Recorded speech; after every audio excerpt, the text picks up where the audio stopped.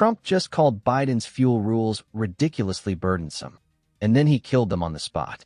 Well, we're talking about CAFE standards, a very big deal, very important. Today, my administration is taking historic action to lower costs for American consumers, protect American auto jobs, and make buying a car much more affordable for countless American families and also safer. We're officially terminating Joe Biden's ridiculously burdensome, horrible, actually, CAFE standards that imposed expensive restrictions and all sorts of problems. Wow, this moment right here is massive. Trump walks up, doesn't warm up, doesn't ease in. He immediately announces he's terminating Biden's entire CAFE fuel economy system, calling it horribly expensive and ridiculously burdensome. And look at the room. The auto execs behind him know exactly what this means. This isn't a small policy tweak. This is a full-on reversal of the Biden regulatory agenda that automakers have been complaining about for years.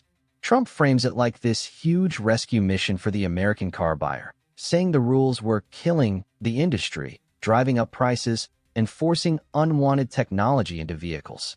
But the real kicker? The way he says nobody could do it, nobody wanted to do it. That's not just criticism. That's a direct shot at Biden's entire EV push. Trump is basically positioning himself as the guy freeing the auto industry from what he calls government overreach. Whether you agree or not, you can't deny the impact of this clip.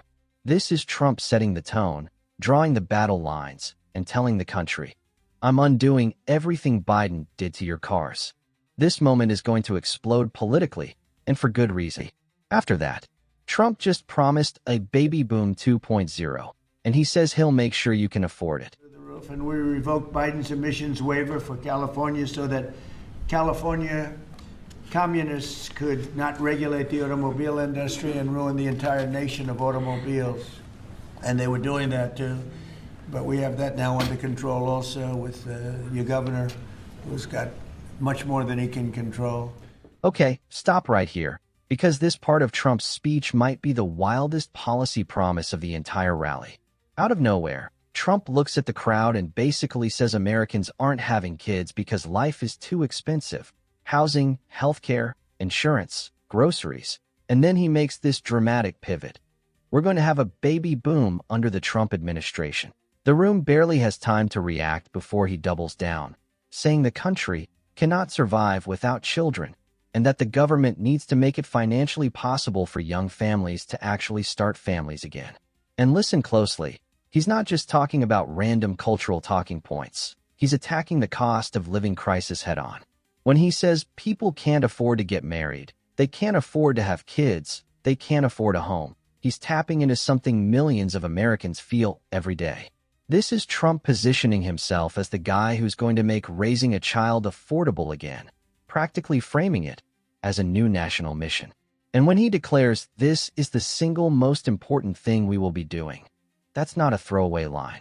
That is Trump trying to rebrand his agenda around economic survival for families, not just policy, but legacy. Whether people love him or hate him, this moment hits a nerve. The idea that the American dream has become so expensive that young people have started opting out of it. And Trump stands there saying he's going to reverse that he'll literally engineer a new baby boom by making life affordable again. This clip isn't just politics. It's raw, emotional, and for a lot of people, painfully relatable. Trump just called the Green New Deal the biggest scam in American history. Wait till you hear this part. Today we're taking one more step to kill the Green New scam. It's part of the greatest scam probably, well, other than Russia, and a few others I could name. The greatest scam in American history, the Green New scam. And it's a quest to end the gasoline-powered car. This is what they wanted to do, even though we have more gasoline than any other country by far. And people want the gasoline car. They want everything. They want electric. They want to have lots of alternatives, but they do want the gasoline car right now.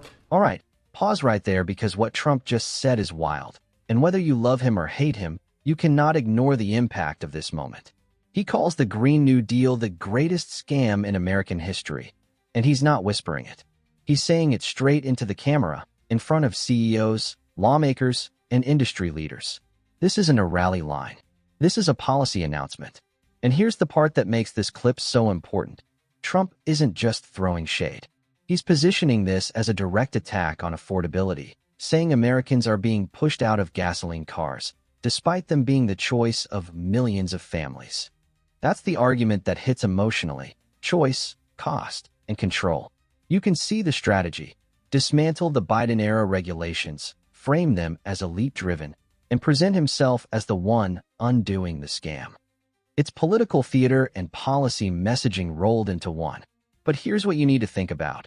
If the Green New Deal was truly pushing America toward EV-only roads, then this clip marks a massive reversal.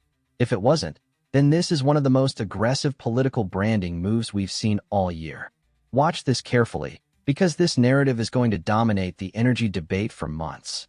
After that, Trump exposed something that every American needs to hear. This next line shocked the whole room. We have the hottest country right now. I will tell you, a lot of political people behind me, great political people, very successful political people. We have the hottest country anywhere in the world.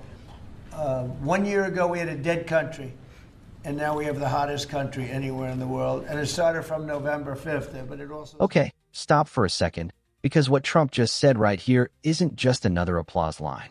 This is one of those moments where the entire tone of the room shifts, and you can almost feel everyone lean in at the same time. Look at his face. Look at the pacing. He knows exactly what he's doing. He's not ranting. He's building a case. And this is the part that people are going to be replaying all over social media. Trump is painting a picture of America that feels like it's at a crossroads. He's not talking in vague political language. He's calling out policies, calling out leaders, and tying everything back to one core message. America has been misled, and I'm the one pulling the curtain back. That's why this clip is so powerful. It's not the words alone. It's the posture, the confidence, and the way he frames everything as something the American people were never told. Watch how he connects everyday struggles, energy prices, regulations, the economy, with broader political decisions. He's creating a narrative where he's the one revealing the truth that's been hidden in plain sight. And you can see the audience reacting, not cheering blindly, but nodding, listening, processing. That's what makes this clip different from a rally moment. This is strategic communication. And here's where it really gets interesting. Trump positions this issue as bigger than Democrats versus Republicans.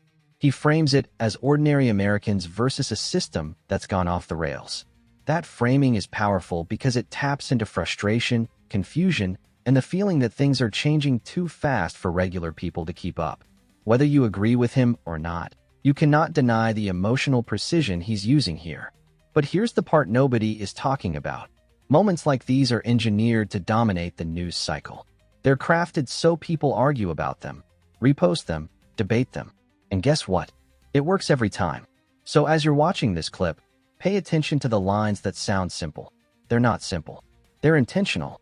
They're designed to stick. Designed to spark conversations at dinner tables, workplaces, and group chats. This isn't just a speech. This is a message aimed straight at the center of the national conversation, and you're watching it happen in real time.